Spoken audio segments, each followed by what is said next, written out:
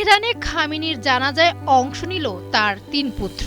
এই প্রথমবারের মতো তার ৩ পুত্রকে একসঙ্গে জনসম্মুখে দেখা গেল।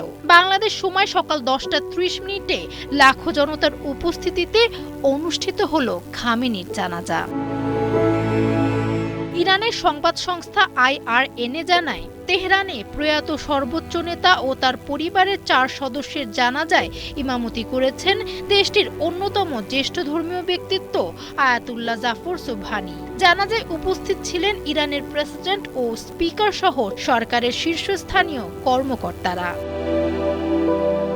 খামেনির ৩ পুত্র মাসুদ খামেনি, মায়সাম খামেনি এবং মোস্তফা খামেনি একসঙ্গে উপস্থিত ছিলেন বাবা আয়াতুল্লাহ আলী খামেনির জানাজায়। তবে অসুস্থতা ও নিরাপত্তাজনিত কারণে বর্তমান সর্বোচ্চ নেতা মোস্তফা আলী খামেনি বাবার জানাজায় অংশ নিতে পারেননি।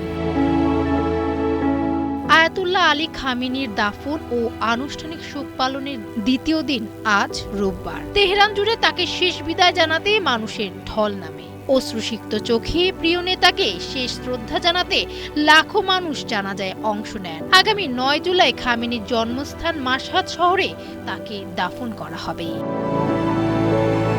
ফামিহা সুহরাওয়ার্দী, সময়ের আলো।